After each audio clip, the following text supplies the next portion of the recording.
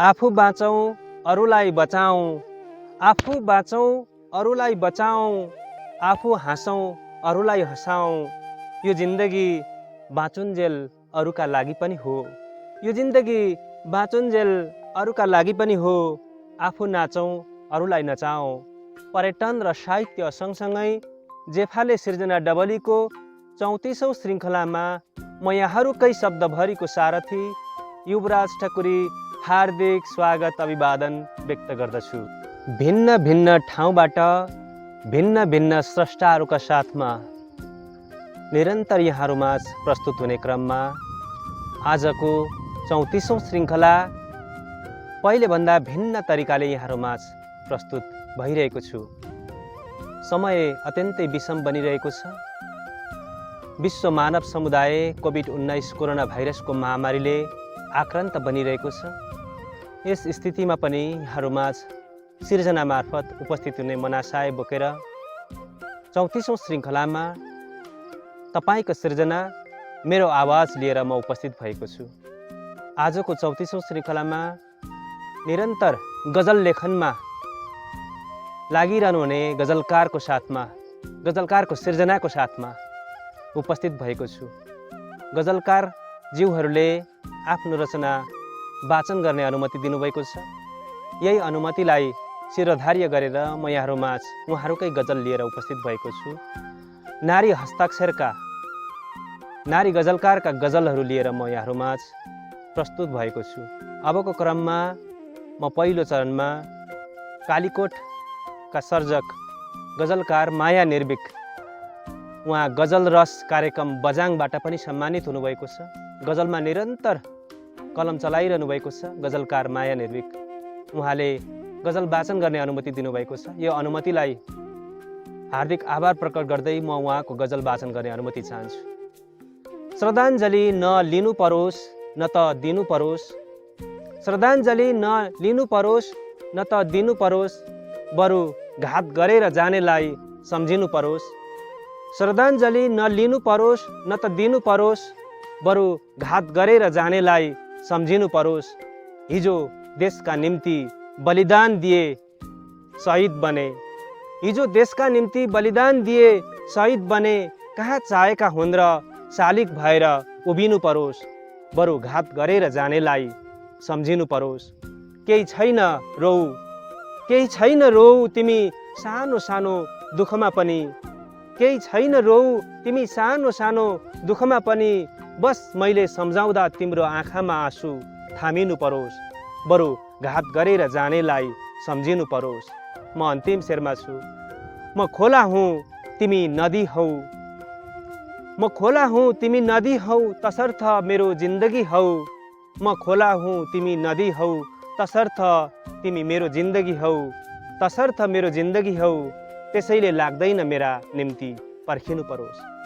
म गजलकार माया निर्भिक ज्यूका गजल वाचन गर्दै थिएँ। अहिले म यहाँहरूकै यस्तै सिर्जनाहरू, सर्जकले अनुमति दिनुभएका सिर्जनाहरू वाचन गरेर यहाँहरूलाई जेफाले सिर्जना डबलीको 34औं श्रृङ्खलामा सुनाउने प्रयत्न गरिरहेको छु। यतिखेर केराबारी गाउँपालिका 2 सिंहदेवी लक्ष्मीपुरबाट, लक्ष्मीपुर मोरङबाट जेफाले सिर्जना डबलीको 34औं श्रृङ्खला यहाँहरूमाझ प्रस्तुत गरिरहेको छु।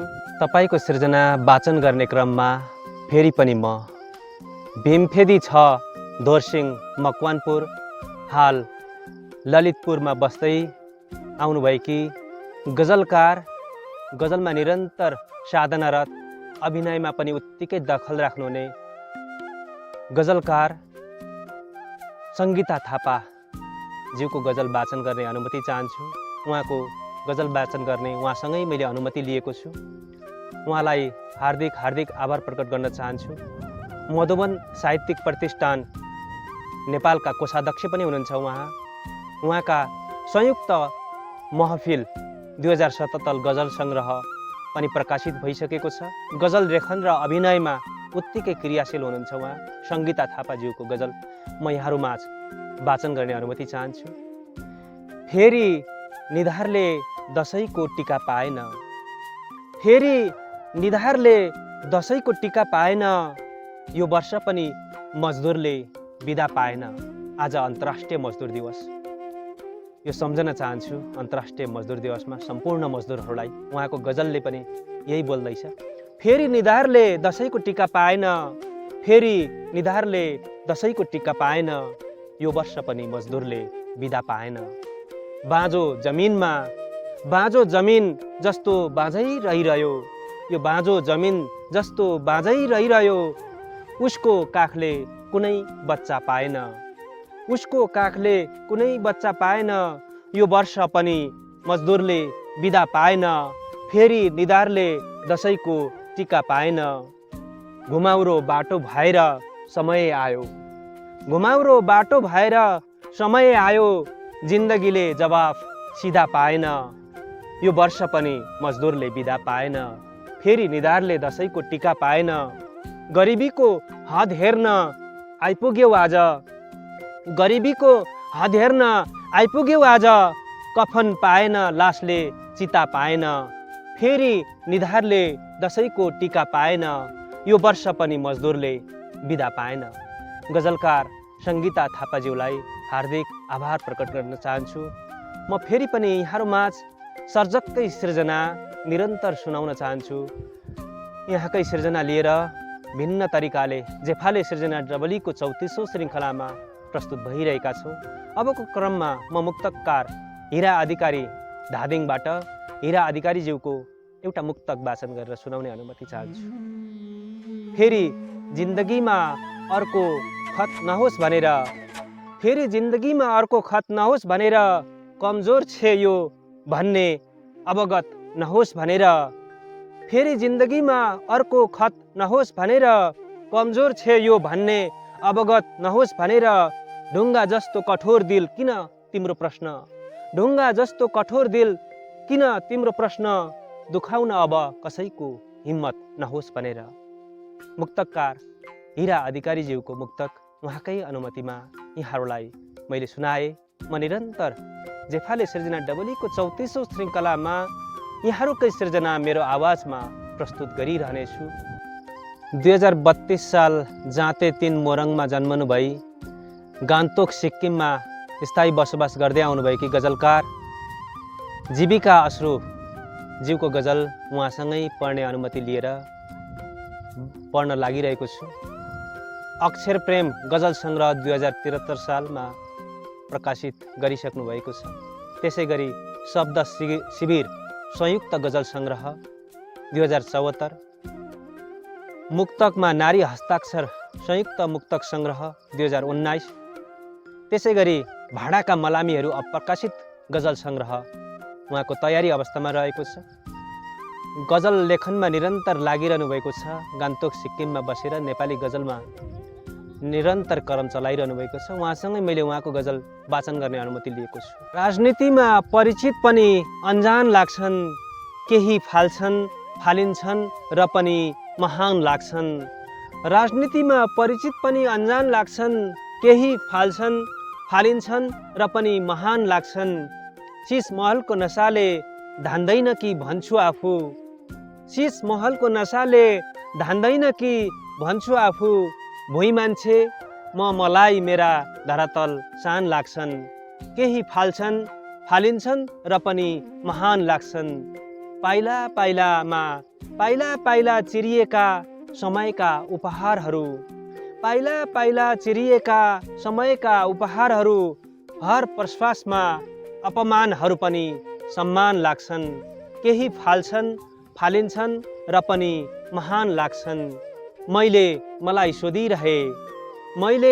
सोधिरहे पूजा कस्तो हुन्छ भनेर, पूजा कस्तो हुन्छ भनेर मैले मलाई सोधिरहे। छैनन् रहँदैनन् र पनि बाआमा भगवान लाग्छन्।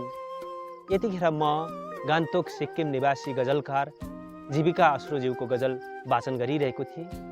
म अबको पालोमा गजलकार तिला लेकालीज्यूको गजल वाचन गर्ने अनुमति चाहन्छु।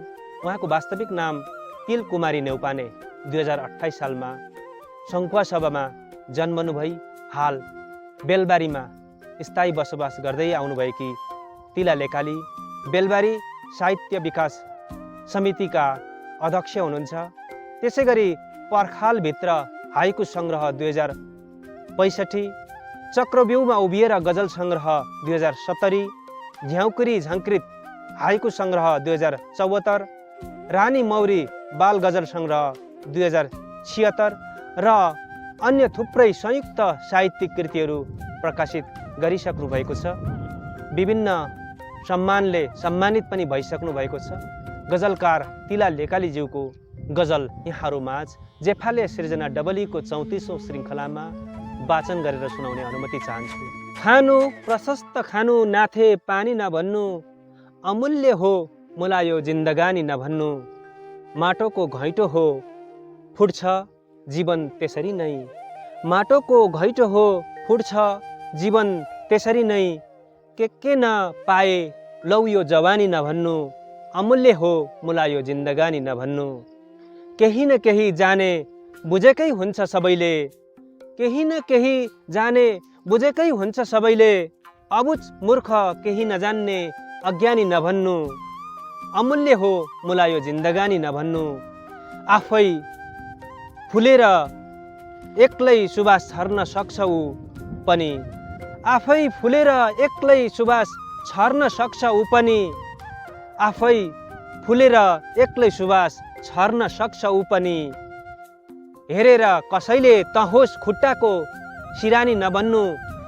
हेरेर कसैले तहोस् खुट्टाको सिरानी नभन्नु, अमूल्य हो मुला यो जिन्दगानी नभन्नु, गाउँ हो गाउँमै बस्नु पाइन्छ अर्गानिक कुरा, यो गाउँ हो गाउँमै बस्नु पाइन्छ अर्गानिक कुरा, के नपाउला के नपाउला गइहाल्छु राजधानी नभन्नु, खानु प्रशस्त खानु नाथे पानी नभन्नु, अमूल्य हो मुला यो जिन्दगानी नभन्नु। गजलकार तिला लेकालीज्यूलाई हार्दिक आभार प्रकट गर्न चाहन्छु। पर्यटन र साहित्य सँगसँगै जेफाले सिर्जना डबलीको यो 34औं श्रृङ्खला यहाँहरूमाझ प्रकृतिको सुन्दर काखमा बसेर सर्जककै सिर्जना मेरो आवाजमा सुनाइरहेको छु। विषम परिस्थितिले गर्दा यहाँहरूमाझ स्रष्टाको प्रत्यक्ष उपस्थितिमा उहाँकै सिर्जना लिएर आउन सकेनौँ। त्यो हुनाले यहाँकै सिर्जना पढ्ने अनुमति, वाचन गर्ने अनुमति लिएको छु। अबको पालोमा चितवनमा बसेर निरन्तर साहित्य साधनामा, त्यसमा पनि गजलमा निरन्तर कलम चलाइरहनु भएकी गजलकार 2035 साल चितवनमा जन्म भई हाल खैरेनी नगरपालिका 3 चितवनमा स्थायी बसोबास गर्दै आउनुभएकी अम्बिका पोखरेल कार्की अमो ज्यूको गजल उहाँसँगै वाचन गर्ने अनुमति लिएको छु। ओम कार्की साहित्य प्रतिष्ठानका अध्यक्ष पनि हुनुहुन्छ। त्यहीँ रहेर साहित्यको सेवामा निरन्तर लागिरहनु भएको छ। अन्य थुप्रै साहित्यिक सङ्घ संस्थाहरूमा पनि आबद्ध हुनुहुन्छ। सङ्कल्प गजल सङ्ग्रह 2075 सालमा उहाँले प्रकाशित गरिसक्नु भएको छ। उहाँकै गजल जेफाले सिर्जना डबलीको 34औं श्रृङ्खलामा यहाँहरूमाझ पस्कन चाहन्छु। कसैको यादमा बाँच्नु पनि अपार रहेछ, कसैको यादमा बाँच्नु पनि अपार रहेछ, म भन्दा धेरै फरक यो संसार रहेछ, कसैको यादमा बाँच्नु पनि अपार रहेछ, म भन्दा यो संसार, म भन्दा धेरै फरक यो संसार रहेछ, जिन्दगी बुझ्यो भने फुल हो भन्छ साथी, जिन्दगी बुझ्यो भने फुल हो भन्छ साथी, मैले भोगेको जिन्दगी कारागार रहेछ, म भन्दा धेरै फरक यो संसार रहेछ, सिन्दुर केवल रङ्गीन धुलो हो सम्झिएथे, धुलो हो सम्झिएथे, सिन्दुर केवल रङ्गीन धुलो हो सम्झिएथे, त्यो धुलोभित्र त हजारौँ अधिकार रहेछ, त्यो धुलोभित्र त हजारौँ अधिकार रहेछ, म भन्दा धेरै फरक यो संसार रहेछ, तिमी गएपछि सेतो वस्त्रमा बेरियो मलाई, सेतो वस्त्रमा बेरियो मलाई, तिमी गएपछि सेतो वस्त्रमा बेरियो मलाई, कस्तो अचम्म वस्त्रमा पनि काँडेतार रहेछ, म भन्दा धेरै फरक संसार रहेछ, म भन्दा धेरै फरक यो संसार रहेछ, पोथी बाँच्नु हुँदैन भनिरहन्छ मेरो समाज। पोथी बाँच्नु हुँदैन भनिरहन्छ मेरो समाज। बोल्नेहरू कम छन् यहाँ अत्याचार रहेछ। कसैको यादमा बाँच्नु पनि अपार रहेछ। मभन्दा धेरै फरक यो संसार रहेछ। गजल वाचन गर्ने अनुमति दिनुभएकोमा गजलकार अम्बिका पोखरेल कार्की अम्मुज्यूलाई हार्दिक आभार प्रकट गर्न चाहन्छु। फेरि पनि म अबको पालोमा केराबारी 3 मा स्थायी बसोबास गर्दै आउनुभएकी गजलकार कल्पु जोशीज्यूको गजल वाचन गर्ने अनुमति चाहन्छु। गजल लेखनमा निरन्तर सक्रिय हुनुहुन्छ उहाँ पनि। एक दिन यो चला पक्कै मर्छ चिन्ता नगर, दुनियाँ हेरी मन बुझाउनै पर्छ चिन्ता नगर। पीर हुन्छ सबलाई हेर आत्तिनु हुँदैन कतै, पीर हुन्छ सबलाई हेर आत्तिनु हुँदैन कतै। समयले नै घाउ चोट ठिक गर्छ चिन्ता नगर, दुनियाँ हेरी मन बुझाउनै पर्छ चिन्ता नगर। सर्वसम्मत यो दुनियाँमा को नै पो छ र होला, सर्वसम्मत यो दुनियाँमा को नै पो छ होला। हिम्मत नहार्नु हेर पर्छ टर्छ, हिम्मत नहार्नु हेर पर्छ त टर्छ चिन्ता नगर। दुनियाँ हेरी मन बुझाउनै पर्छ चिन्ता नगर। मेहनती बन परिश्रम गर कोदाली चलाउँदै, मेहनती बन परिश्रम गर कोदाली चलाउँदै। अवश्य पनि सुख खुसी झर्छ चिन्ता नगर, दुनियाँ हेरी मन बुझाउनै पर्छ चिन्ता नगर। बाँझो खेतमा चलाई हलगोरु अनाज रोपे, बाँझो खेतमा चलाई हलगोरु अनाज रोपे। उन्नति प्रगतिले भकारी भर्छ चिन्ता नगर, एक दिन यो चोला पक्कै मर्छ चिन्ता नगर। दुनियाँ हेरी मन बुझाउनै पर्छ चिन्ता नगर। गजलकार कल्पु जोशीज्यूलाई हार्दिक आभार व्यक्त गर्न चाहन्छु। पर्यटन र साहित्य सँगसँगै जेफाले सृजना डबली यहाँहरूकै माया सद्भाव र सहयोगले गर्दा 34औं श्रृङ्खलासम्म आइपुग्न सफल भएको छ। हामी सम्झन चाहन्छौँ मिडियाद्वारा हर पल यहाँहरूमाझ ल्याउन सहयोग गरिरहनु भएको छ। समृद्ध बराह क्षेत्र, नयाँ अनलाइन, उज्यालो प्रदेश, मेमजिफुङ युट्युब च्यानल, त्यसै गरी सम्पूर्ण सहयोगी साहित्य सिर्जनालाई माया गरेर हामीलाई सल्लाह सुझाव सहयोग गरिरहनुहुने सम्पूर्ण महानुभावहरूलाई हामी हार्दिक आभार व्यक्त गर्न चाहन्छौँ। यो विषम परिस्थितिमा पनि हामी सर्जकका सृजना मार्फत अथवा प्रत्यक्ष सर्जककै आवाजमा उहाँकै अन्तरङ्ग र सिर्जना सुनाउँदै प्रत्येक शनिबार यहाँहरूमा निरन्तर प्रस्तुत भइरहेका छौँ। आजको श्रृङ्खलामा गजल विशेष नारी हस्ताक्षरका गजलहरू, गजलकारका गजलहरू यहाँहरूमाझ मैले वाचन गरेर सुनाएँ। गजलकारकै अनुमति अनुसार यहाँहरूमाझ उहाँहरूकै सिर्जना ल्याउने प्रयत्न गरेको छु। हामी जेफाले सृजना डबलीको 34औं श्रृङ्खलाको अन्तिम चरणमा छौँ। यो अन्तिम चरणमा म धनकुटामा बसेर निरन्तर गजल लेखन र साहित्य सेवामा लागिरहनुहुने रेडियो नेपाल प्रादेशिक प्रसारण केन्द्र धनकुटामा कार्यरत साहित्य सङ्गमका प्रस्तोता, साहित्य सङ्गम मार्फत निरन्तर साहित्यिक गतिविधि र सर्जकका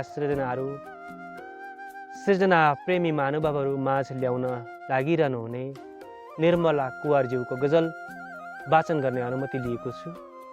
उहाँकै अनुमति अनुसार यहाँहरूलाई उहाँको गजल वाचन गरेर सुनाउन चाहन्छु।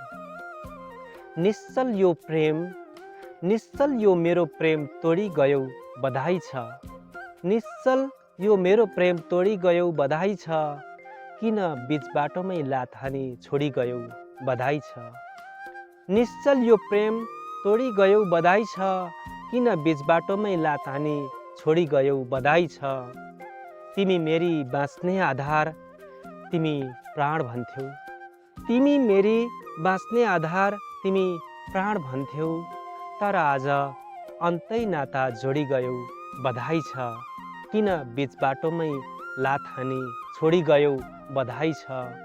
बाचा कसम झुट भए सँगै जिउने मर्ने, सँगै जिउने मर्ने बाचा कसम झुट भए सँगै जिउने मर्ने, घायल बनाई बीच पाइला मरि गयौ बधाई छ। घायल बनाई बीचमै पाइला मरि गयौ बधाई छ। किन बाटोमै लात हानी छोडी गयौ बधाई छ। हत्ते गरी माया लगाई मुटु भित्रै बसेकी थियौ। हत्ते गरी माया लगाई मुटु भित्रै बसेको थियौ। यही मुटुमा भाला रोपी फोडी गयौ बधाई छ। निश्चल यो मेरो प्रेम तोडी गयौ बधाई छ। बीच बाटोमै लात हानी छोडी गयौ बधाई छ। गजलकार निर्मला कुँवरज्यूलाई गजल वाचन गर्ने अनुमति दिनुभएकोमा हार्दिक आभार व्यक्त गर्न चाहन्छु। जेफाले सृजना डबलीको 34औं श्रृङ्खलामा यहाँहरूको अमूल्य सृजना वाचन गर्ने अनुमति दिनुभयो। सम्पूर्ण गजलकार ज्यूहरूलाई जेफाले सृजना डबलीको तर्फबाट हार्दिक आभार प्रकट गर्दै जेफाले सृजना डबलीको 34औं श्रृङ्खला यहाँहरू माझ यो विषम परिस्थितिको कारण यस्तै ढङ्गबाट सञ्चालन गर्न सफल भयौँ। आउँदा दिनहरूमा भिन्न स्रष्टाको साथमा भिन्न ठाउँबाट प्रकृतिको सुन्दर काखमा बसेर उहाँकै सृजना सुन्दै उहाँसँगै केही अन्तरङ्ग गर्ने प्रतिबद्धता व्यक्त गर्दै यो विषम परिस्थितिमा आफू बाँचौँ र अरूलाई पनि बचाउँ भन्दै म यहाँहरूकै शब्दभरिको सारथी युवराज ठकुरी बिदा हुने अनुमति चाहन्छु। नमस्कार। जय पर्यटन साहित्य।